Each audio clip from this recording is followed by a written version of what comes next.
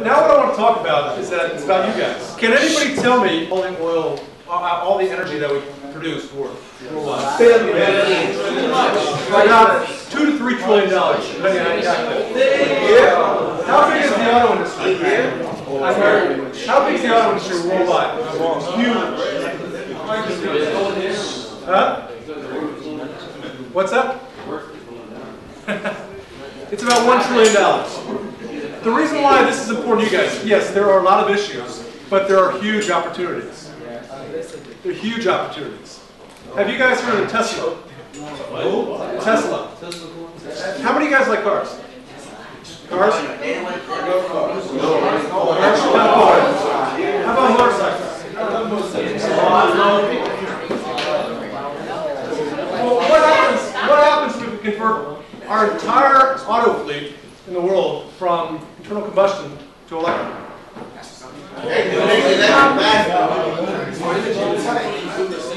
No, think about this for you guys. What does that mean for you?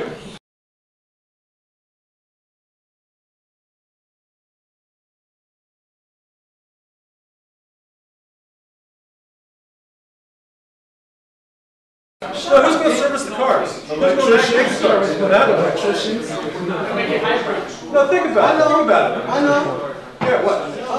Yeah, exactly. You're talking about basically this. What's going on right now is really, really bad. I mean, the climate change, energy crisis.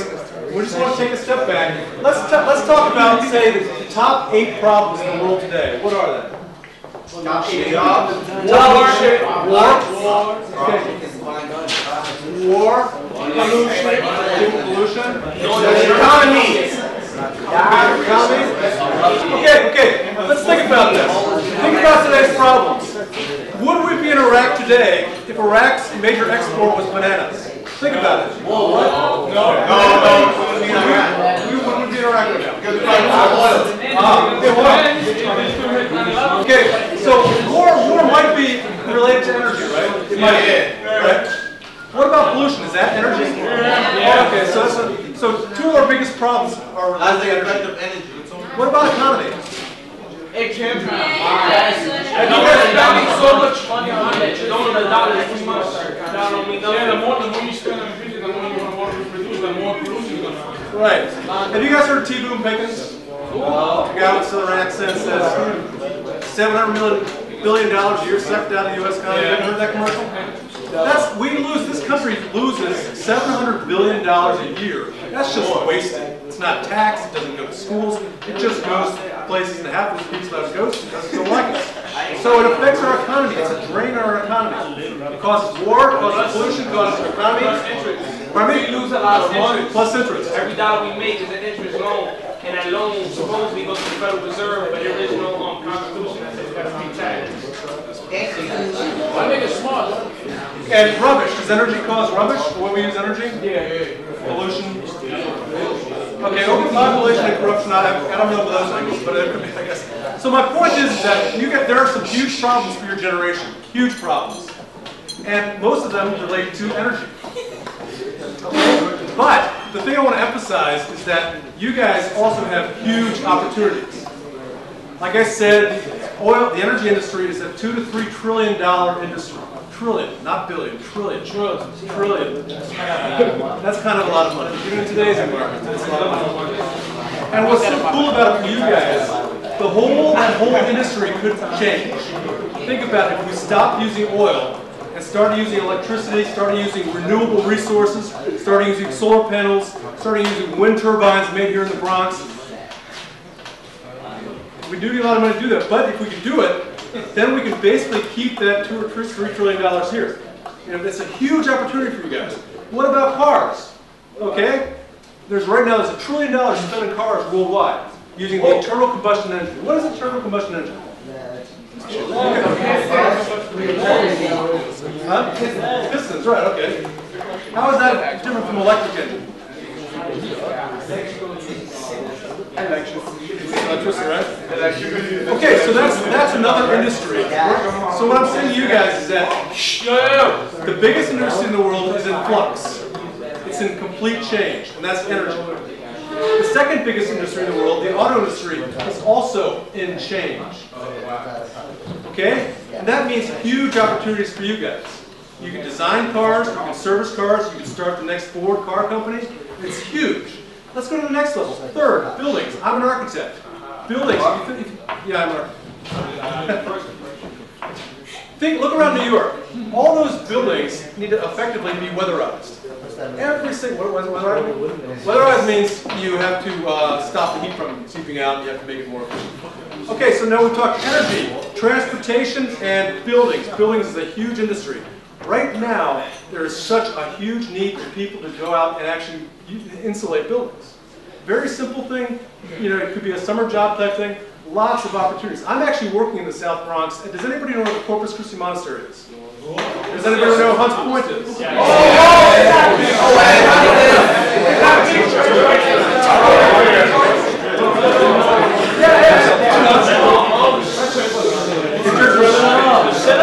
guys all know where Hunts Point is. So we looked at this building, we analyzed it, and I'm going to list off a number of job opportunities. One of the things is that we wanted to stop the hemorrhage of heat. So we went in and we're insulating the things. And there are lots of job opportunities in insulation. So Obama's stimulus plan includes lots of things for energy savings, weatherizing, insulation. The second thing we're looking at actually installing geothermal. What does geothermal do? Heat by the sun. By the sun? Earth. That would be Earth. Well, how does it work?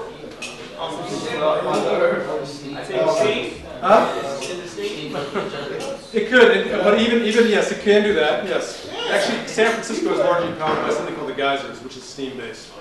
But geothermal here, it works here too because the Earth's temperature. What is the Earth's temperature? Say 10 feet below. 600 hot on the west side. It's hot. You said 10 feet below? Yeah, it's cold. How what's the temperature? Below the frost line. No, below the frost line. Oh, below the frost line, it gets hot. How hot? Celsius or Fahrenheit? Fahrenheit. You can do Celsius. 212. 7,200. 10 feet below. You guys can shut up.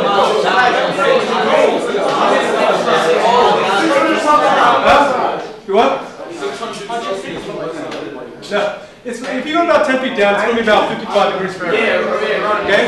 Now, what's nice about that, when you think about geothermal, is that in the summertime, if you can pump air underground, it cools off that air before it gets back to the building, and you loop it back into the building. So if it's 90 degrees out, rather than having to turn the air conditioning on, natural geothermal activity can get the 90-degree temperature down to maybe like 80 degrees, and the air conditioner can get it down maybe another 6 degrees. In the wintertime, it's the reverse. Okay, it's warm underneath, so if it's 20 degrees out, you then pump the air through that 55-degree earth. It gets the temperature in the room or the building up to maybe 45 degrees. Then you don't have to heat as much. So it's a renewable resource. Buildings, all right? And so that's what I want to get to. One last thing that I did leave out that I think is important for you guys to think about. Have you guys ever heard of Hubbard's Peak? Okay, there was this guy that everybody wrote off as being a loon in about 1959. I think he was at the University of Texas. His name was M. King Hubbard. And during the Depression? No, the Depression was 1929 to 1939. It was 1959. He said that the United States would stop producing oil. We would actually start to decline our production of oil in about 1973. Everybody wrote him off as being a loon. The thing is, he was accurate within about a month. And a lot of his same disciples say that we are running out of oil as a planet. So in addition to all these, the one thing that we didn't list is that there actually may be geological limitations to our use of oil. And if we run out of those things, we have blackouts, we don't have food. So that's basically where I guess I want to leave it. So let's open up for a discussion. What do you guys think about energy? How many of you would like to go into the auto industry and create electric cars? How many of you would like to build buildings that are... Honestly, I wouldn't change it because I'm already used to the... Okay, Okay, actually, there's one more thing that I was supposed to. 5 more minutes. Okay, we have to work on our lexicon. What's lexicon mean? Lexicon means your dictionary, basically. We want to separate. We want to talk about the difference between green versus clean, clean tech, energy tech, and green technology. What is the difference of those things? I mean, people use them. What does green mean? Green means really help the earth. Earth friendly. So what does green technology mean to you? Electricity. Environmentally friendly energy.